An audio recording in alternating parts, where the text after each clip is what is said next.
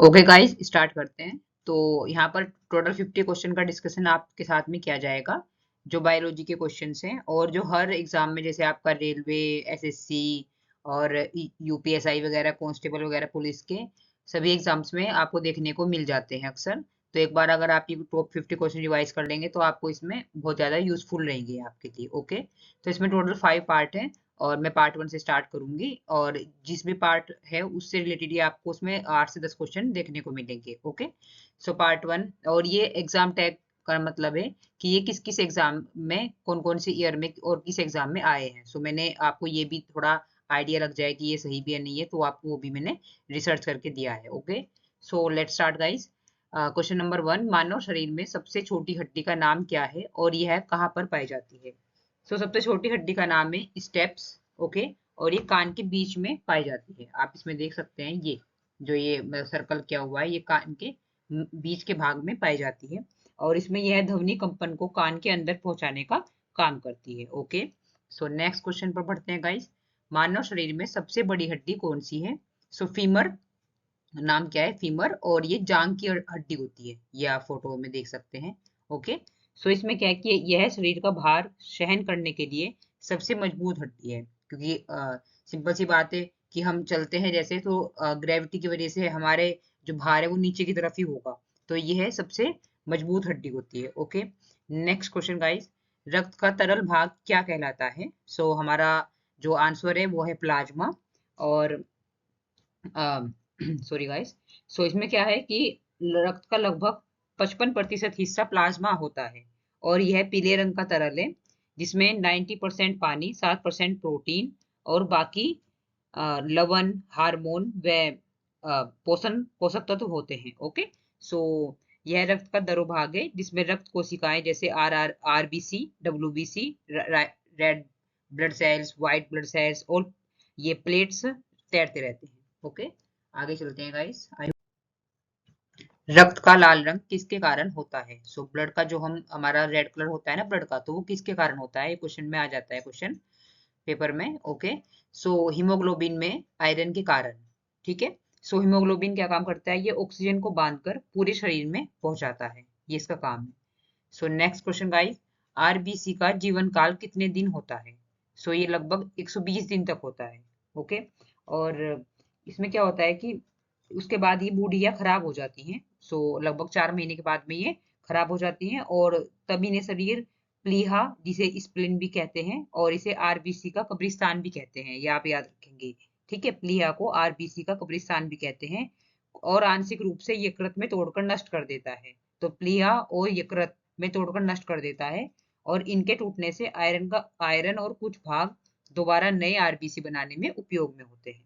Okay, RBC की जो संख्या होती है वो मेल में ज्यादा होती है और फीमेल में कम होती है। और आरबीसी का निर्माण कहाँ पर होता है, बोन मैरो में होता है। ठीक है, ये आप थोड़े कुछ पॉइंट है याद रखेंगे। नेक्स्ट है हमारा, इंसुलिन का निर्माण शरीर के किस अंग में होता है। आंसर इज पैनक्रियाज में। ओके, और इसमें क्या होता है कि पैनक्रियाज में जो होता है इसका निर्माण, तो यह रक्त में ब्लड शुगर का स्तर नियंत्रित करता है। ठीक है, और हम करते हैं ना कि इंसुलिन नहीं बन रहा है पैनक्रियाज में, तो उससे शुगर, डायबिटीज हो जाता है और इससे बड़ी प्रॉब्लम होती है। ओके, आगे चलते हैं गाइस। मानव हृदय में जो हार्ट होता है हमारा, उसमें कुल कितने कक्ष होते हैं। आंसर इज 4 कक्ष होते हैं और ये ऑक्सीजन युक्त और ऑक्सीजन रहित रक्त को अलग रखकर पूरे शरीर में संचार करते हैं। ओके, जो ऑक्सीजन है जिसमें उसे और जिसमें नहीं है उन दोनों को अलग रखकर संचार करते हैं। और हृदय को स्वतंत्र विद्युत प्रणाली, ऐसे नोड, प्राकृतिक पेसमेकर जो होता है हमारा, जब कभी हमारे हार्ट में वो सिचुएशन आ जाती है कि हाथ, जो हमारा हार्ट होता है वो नेचुरल वे में चल नहीं पाता है, तो फिर पेस मेकर हमें डलवाना पड़ता है। ओके, नियंत्रित करता है और यह हृदय प्रति मिनट औसतन 72 बार धड़कता है। ओके, नेक्स्ट वाइज, रक्तचाप मापने का यंत्र क्या कहलाता है। Answer is स्फिग्मोमेनोमीटर। ओके, और ये इन एग्जाम में एसएससी, एमटीएस, यूपी पुलिस, इनमें आया हुआ है, ये इंपॉर्टेंट है। और इस पे मैनोमीटर जो होता है, इसे रक्त का सिस्टोलिक और डायस्टोलिक प्रेशर मापा जाता है और सामान्य रक्तचाप हमारा होता है 120/80 mmHg माना जाता है, और रक्तचाप मापते समय स्टेथोस्कोप की भी आवश्यकता होती है। ओके, आगे चलते हैं गाइस। मनुष्य का सबसे बड़ा अंग कौन सा है? सो त्वचा। ओके, और त्वचा हमारा सबसे बड़ा अंग है, और यह शरीर को संक्रमण, तापमान और पानी की कमी से बचाता है। और त्वचा में मेलानिन मेलानिन पिगमेंट होता है जो रंग व यूवी प्रोटेक्शन देता है। ओके, ओके गाइस, आगे चलते हैं। यस, सो ये पार्ट मेरा 2 आ गया है, पोषण और रोग, और इसमें भी आपको 8 to 10 क्वेश्चन मिलेंगे। सो क्वेश्चन 1 से स्टार्ट करेंगे। स्कर्वी रोग किस विटामिन की कमी से होता है? सो ये विटामिन सी की कमी से होता है, और इसमें क्या होता है कि मसूड़ों से खून आना और घाव देर से बढ़ना प्रमुख लक्षण है इसके। ओके, और विटामिन सी के जो स्रोत है, मतलब अगर हमारे शरीर में विटामिन सी की कमी हो जाती है तो हम क्या खा सकते हैं जिससे पूर्ति हो जाए? तो इसमें संतरा, आंवला, नींबू आदि जो खट्टे होते हैं फल, उन्हें हम खा सकते हैं, और यह प्रतिरक्षा प्रणाली को मजबूत करता है। ओके, अगला क्वेश्चन गाइस। रतौंधी रोग किस विटामिन की कमी से होता है? So answer is vitamin A. Okay, आप याद रखेंगे। और इसमें व्यक्ति को रात में या कम रोशनी में देखने में कठिनाई होती है। ओके, सो ये आंखों से रिलेटेड होता है। ठीक है, और इसके जो प्रमुख स्रोत हैं, गाजर, पालक, मछली का तेल। ओके, और ये रेटिना में रोडोप्सिन पिगमेंट के निर्माण में सहायक है। ओके गाइस, आगे चलते हैं। या अभी एक रह रहा है एक्चुअली, रक्त का थक्का जमाने में कौन सा विटामिन सहायक है? सो आंसर इज विटामिन के। ओके, विटामिन के से क्या होता है? रक्त का थक्का जमाने में सहायक होता है, और यह थ्रोम्बिन प्रोटीन के निर्माण में मदद करता है जिससे रक्त का थक्का बनता है। ओके, और विटामिन के प्रमुख स्रोत क्या है? हरी पत्तेदार सब्जियां। तो आप ऐसे याद रखेंगे कि विटामिन सी के स्रोत क्या है? नींबू, संतरा आदि। विटामिन ए क्या है? मछली का तेल वगैरह। विटामिन के क्या है? हरी सब्जियां, पत्तेदार सब्जियां जो होती है। ओके, सो इसकी कमी से अत्यधिक रक्तस्राव ब्लीडिंग डिसऑर्डर हो सकता है। ओके, सो क्वेश्चन है, मनुष्य में लार्ज इंटेस्टाइन का मुख्य कार्य क्या है? सो इसका क्या कार्य होता है? जल को अवशोषित करना। ओके, सो यह अपाच्य भोजन से पानी और खनिज लवण सोखकर मल बनाता है। ओके, मल बनाने का कार्य होता है, और यहाँ आंतों के बैक्टीरिया द्वारा विटामिन के और बी कॉम्प्लेक्स का निर्माण भी होता है। ओके, सो नेक्स्ट गाइस, दूध में पाई जाने वाली शर्करा का नाम क्या है? सो इसका क्या नाम है? लैक्टोज। ओके, कई लोग इसकी वजह से दूध भी कंज्यूम नहीं कर पाते हैं। ओके, सो इसे पचाने वाला एंजाइम लैक्टेज लैक्टेज होता है, याद रखेंगे आप। और लैक्टेज की कमी से लैक्टोज इंटॉलरेंस हो जाती है। ओके, आपने सुना होगा ये सेलिब्रिटी है, वो सेलिब्रिटी है। ओके, इसे लैक्टोज इंटॉलरेंस है। ओके, नेक्स्ट है गाइस, मलेरिया किस परजीवी से फैलता है? So answer is Plasmodium. Okay, और यह मादा एनोफ्लीज मच्छर के काटने से फैलता है। ओके, और मलेरिया में रोगी को बुखार, ठंड और पसीने के साथ आता है। सो रोगी को जो बुखार आता है वो ठंड और पसीने के साथ आता है। ओके, आगे चलते हैं गाइस। प्लेग का कारण बनने वाला जीवाणु कौन सा है? So answer is Yersinia pestis. Okay, ये फोटो आप देख सकते हैं, और ये भी यूपीपीएससी और सीजीएल के क्वेश्चन पेपर में आया हुआ है। सो ये क्या है? आंसर क्या है? Yersinia pestis. सो यह मुख्यतः चूहों और पिस्सुओं से फैलता है, और प्लेग को कभी ब्लैक डेथ भी कहा जाता है, क्योंकि आपने हिस्ट्री में कभी पढ़ा होगा कि प्लेग से मतलब 1000 तक एक साथ ही डेथ हो चुकी है। Okay, so that's why. उसके बाद में एड्स रोग किस वायरस से होता है? सो ये जहां तक हम सबको पता होगा, सो HIV। ओके, और यह शरीर की प्रतिरक्षा प्रणाली जो इम्यून सिस्टम होता है को कमजोर करता है। ओके, और यह मुख्यतः CD4 कोशिकाओं, टी हेल्पर सेल्स भी जिन्हें कहते हैं पर हमला करता है। ओके, आगे चलते हैं गाइस। पोलियो किस वायरस से होता है? So answer is polio virus. Polio का वायरस जो होता है, मतलब पोलियो जिस वायरस से होता है उसका नाम भी पोलियो वायरस है। ओके, और यह मुख्यतः बच्चों को प्रभावित करता है, तभी 2 बूंद जिंदगी की स्टार्टिंग से पिलानी शुरू की जाती है। ओके, बच्चों को पिलाते हैं। यह नसों को नुकसान पहुंचाकर लकवा पैरालिसिस कर सकता है। ओके गाइस, आगे चलते हैं। अभी एक क्वेश्चन बचा हुआ है एक्चुअली। तपेदिक टीबी का कारण बनने वाला जीवाणु कौन सा है? So answer is Mycobacterium tuberculosis. Okay, और यह रोग मुख्यतः फेफड़ों को प्रभावित करता है और इसे हैज रोग याद रखेंगे आप लोग, या व्हाइट प्लेग भी कहा जाता है। ओके, आगे चलते हैं गाइस। ये सेक्शन अलग सेक्शन आ गया है। सो इसका नाम है कोशिका विज्ञान और अनुवांशिकी। सो क्वेश्चन 1 से इसमें स्टार्ट करेंगे। कोशिका का ऊर्जा घर किसे कहते हैं? सो आंसर इज माइटोकॉन्ड्रिया। ओके, ये आप फोटो देख सकते हैं। सो इसमें क्या है कि एक बार मैं हाइलाइटर यूज कर लेती हूँ। ओके, सो इसमें एटीपी का निर्माण होता है। ओके, और इसे कोशिका का पावर हाउस भी कहा जाता है। ओके, अगला क्वेश्चन गाइस, प्रोटीन संश्लेषण का स्थान क्या है? प्रोटीन संश्लेषण का स्थान क्या है? So answer is ribosome. Okay, और यह आरएनए की मदद से प्रोटीन बनाता है। इसे कोशिका का प्रोटीन फैक्ट्री कहा जाता है। प्रोटीन फैक्ट्री किसे कहा जाता है? राइबोसोम को। ओके, और पावर हाउस किसे कहा जाता है? माइटोकॉन्ड्रिया को। ओके, आगे चलते हैं गाइस। मानव में लिंग निर्धारण किस क्रोमोसोम से होता है? So answer is Y chromosome. पिता से मिलने वाले क्रोमोसोम पर लिंग निर्भर करता है। ओके, कि अगर XX हुआ है तो लड़की होगी और XY हुआ है तो लड़का होगा। और जो Y है, मतलब जो Y है वो पिता से मिलता है। ओके, आगे चलते हैं गाइस। डीएनए की संरचना किसने बताई? सो आंसर इज वॉटसन और क्रिक।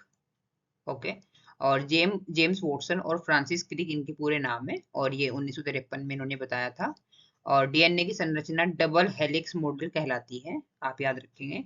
और इसके लिए उन्हें 1962 में नोबेल पुरस्कार भी मिला हुआ है। ओके, नोबेल पुरस्कार भी इस खोज के लिए इन्हें मिला हुआ है।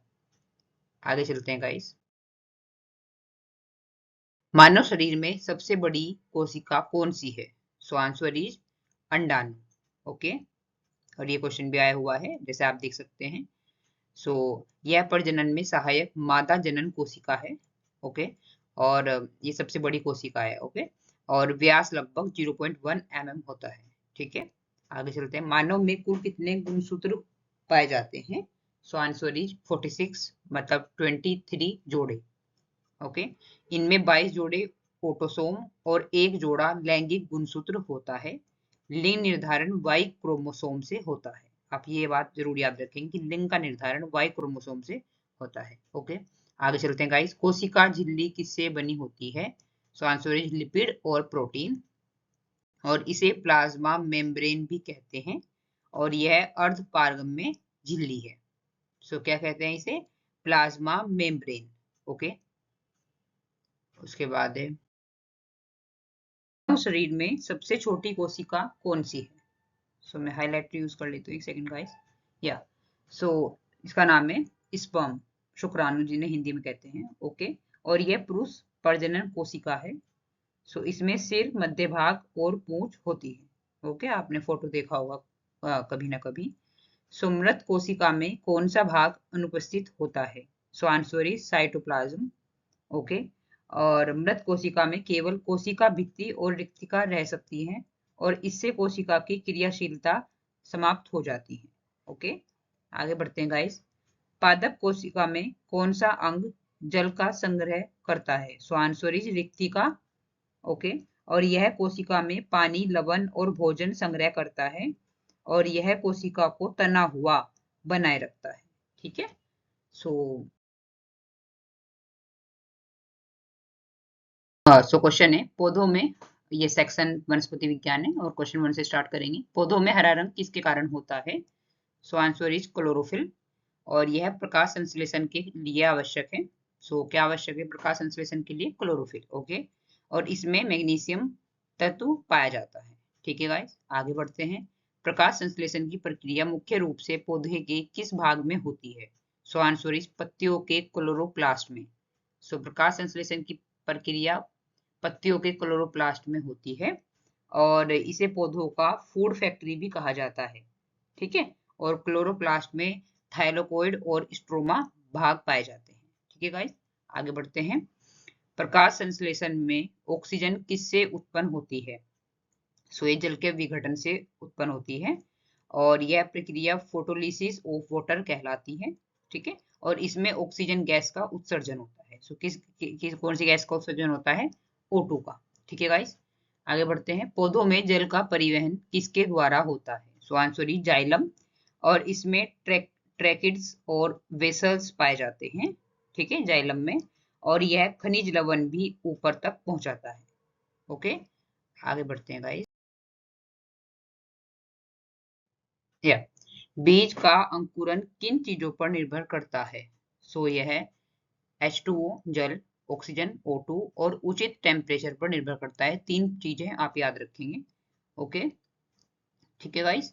और बीज का आवरण फटने पर भ्रूण अंकुरित होता है। कभी कभी प्रकाश की भी आवश्यकता होती है, लेकिन ये 3 मैंडेटरी हैं: जल, ऑक्सीजन और उचित तापमान। सो ये भी आपका इंपॉर्टेंट क्वेश्चन है, जैसे कि आप देख सकते हैं कि किस किस एग्जाम में आया हुआ है। जड़ों द्वारा जल अवशोषण की प्रक्रिया क्या कहलाती है? सो आंसर इज परासरण, ओस्मोसिस। ओके, और यह उच्च सांद्रता से निम्न सांद्रता की ओर जल का गमन है, और इसमें रूट हेयर कोशिकाएं सहायक होती हैं। ओके, आगे बढ़ते हैं गाइस। पौधों में लंबाई बढ़ाने वाला हार्मोन कौन सा है? So answer is auxin. Okay, और यह कोशिकाओं की लंबाई वृद्धि में आवश्यक है, सहायक है, और यह प्लांट ग्रोथ हार्मोन कहलाता है। सो कौन, ये भी क्वेश्चन आ सकता है कि प्लांट ग्रोथ हार्मोन कौन सा कहलाता है, क्या कहलाता है निम्न में से? ओके, सो आप आंसर याद रखेंगे ऑक्सिन। ओके, अगला क्वेश्चन है गाइस, फलों के पकने में सहायक हार्मोन कौन सा है? So answer is ethylene. ठीक है, और यह गैसीय पादप हार्मोन है। इसे फ्रूट राइपनिंग हार्मोन भी कहा जाता है। ओके, फ्रूट राइपनिंग हार्मोन भी कहते हैं, याद रखेंगे आप इस चीज को। आगे बढ़ते हैं गाइस। पौधों में भोजन का परिवहन किसके द्वारा होता है? So answer is phloem. ठीक है, और इसमें सिव ट्यूब्स और साथ ही कोशिकाएं होती हैं, और यह ऊपर और नीचे दोनों दिशाओं में भोजन पहुंचाता है। ठीक है गाइस, आगे बढ़ते हैं। पत्तियों में गैसों का आदान प्रदान किसके द्वारा होता है? सो आंसर इज रंध्र। ओके, और यह CO2 और O2 का आदान प्रदान करते हैं। ठीक है ना, जैसे हमने सुना है कि पेड़ ज्यादा से ज्यादा अपने पास में लगाएं। ठीक है, क्योंकि वो क्या करते हैं, अपना फूड बनाने के लिए CO2 को कंज्यूम करते हैं और O2 को बाहर निकालते हैं। ठीक है, और इनका खुलना बंद होना गाढ़ कोशिकाओं से नियंत्रित होता है। ओके गाइस, रंध्र को क्या बोलते हैं? स्टोमेटा भी कहते हैं। ओके, आगे बढ़ते हैं गाइस। ये सब मिक्स क्वेश्चन है इसमें बायोलॉजी के। सो बैक्टीरिया किस प्रकार के जीव होते हैं? सो आंसर इज प्रोकैरियोटिक। ओके, और इसमें स्पष्ट न्यूक्लियस नहीं होता, आप याद रखेंगे। और ये स्वतंत्र स्वतंत्र भी हो सकते हैं और परजीवी भी हो सकते हैं, दूसरों के ऊपर डिपेंड भी हो सकते हैं और इंडिपेंडेंट भी हो सकते हैं। ठीक है, वायरस जीवित और निर्जीव दोनों के गुण क्यों रखते हैं? क्योंकि कोशिका के बाहर निर्जीव और अंदर सक्रिय। ठीक है, सेल्स के बाहर ये मरे हुए होते हैं एक तरीके से, और अंदर ये एक्टिव हो जाते हैं। ठीक है गाइस, और ये केवल मेजबान कोशिका में ही प्रजनन करता है। उसके बाद में इनके पास DNA या RNA तो होता है, परंतु कोशिका संरचना नहीं होती है। ठीक है गाइस, आगे बढ़ते हैं। कवक में क्लोरोफिल क्यों नहीं होता? क्योंकि वे परपोषी होते हैं। ठीक है, और ये मृत और सड़े गले पदार्थ पर उगते हैं। कौन क्या उगते हैं सड़े गले पदार्थ पर? कवक। ठीक है, और कुछ कवक परजीवी भी होते हैं, आप ये चीज याद रखेंगे। परपोषी होते हैं और कुछ, लेकिन कुछ कवक परजीवी भी होते हैं। ठीक है, और मछलियों में श्वसन किससे होता है? सो आंसर इज गलफड़े। ठीक है, गिल्स। ठीक है, और ये पानी से ऑक्सीजन ग्रहण करते हैं, तभी तभी वो सारा टाइम जल के अंदर रह सकते हैं। ठीक है, क्योंकि ऑक्सीजन की जरूरत तो हर पेड़ या प्राणी सभी को होती है, पर वे अपना पानी से ऑक्सीजन अवशोषित कर लेते हैं। मछलियां केवल पानी में ही सांस ले सकती हैं। ठीक है, आगे बढ़ते हैं भाई। या मेंढक के हृदय में कितने कक्ष होते हैं? 3, और हमारे में मतलब मेल या फीमेल इंसान में 4, मैंने आपको स्टार्टिंग में बताया था। ठीक है, सो ये क्या है कि मानव के हृदय में कितने होते हैं? तीन कक्ष होते हैं और इसमें 2 आलिंद और 1 नीले होता है, और अपने मतलब मानव के शरीर में 2 आलिंद और 2 नीले होते हैं, ठीक है। और ये आंशिक द्वितीय द्वितीय रक्त संचार प्रणाली रखते हैं, ठीक है। आगे बढ़ते हैं गाइस। मनुष्य में संतुलन बनाए रखने वाला अंग कौन सा है? सो आंसर इज सेरिबेलम और कान की अर्धवृत्ताकार नलिकाएं। ये संतुलन बनाए रखने वाला अंग है और यह शरीर की गति और स्थिति को नियंत्रित करते हैं। इसे बैलेंस ऑर्गन भी कहा जाता है। सो आप इसे भी याद रखेंगे कि बैलेंस ऑर्गन किसे कहते हैं। ओके ओके गाइस, आगे बढ़ते हैं। अमीबा किस अंग से गति करता है? So answer is pseudopodia. Okay, ये कोशिका झिल्ली की अस्थायी उभार होते हैं और यह भोजन ग्रहण करने में भी सहायक है, ठीक है गाइस। आगे बढ़ते हैं। क्या सबसे तेज बढ़ने वाला अंग कौन सा है? सो बाल। अगर हम थोड़ा कॉमन सेंस का यूज करें तो हम अपने आप ही आंसर दे सकते हैं कि बाल, ठीक है। और यह कैराटिन प्रोटीन से बने होते हैं। प्रतिदिन लगभग 0.3 से 0.5 mm बढ़ते हैं, थोड़ा आप आइडिया रखेंगे। ओके, उसके बाद मानव का सामान्य शरीर तापमान कितना होता है? So answer is 37 degree centigrade. Okay, और इसे 98.6 फ़ारेनहाइट भी कहते हैं, ठीक है। और तापमान नियंत्रित करने में हाइपोथैलेमस सहायक है। ओके गाइस, नेक्स्ट है गाइस, रक्त का निर्माण शरीर के किस भाग में होता है? सो आंसर इज अस्थि मज्जा। ओके, और मतलब अस्थि मज्जा को क्या बोलते हैं? Bone marrow. इसमें रक्त का निर्माण होता है और यहाँ आरबीसी, डब्ल्यूसी और प्लेटेल्स बनते हैं और इसे ब्लड सेल फैक्ट्री भी कहते हैं। Okay guys, so thank you so much, और हम आगे जल्दी ही किसी इंपॉर्टेंट क्वेश्चंस के साथ में आपको मिलेंगे किसी टॉपिक की। सो आई होप कि ये आपको हेल्पफुल हो। आपके जिस भी कॉम्पिटिटिव एग्जाम्स की आप तैयारी कर रहे हैं उसमें जरूर इनमें से कुछ ना कुछ क्वेश्चन आए। So thank you so much guys and all the best for your exams. Thank you guys.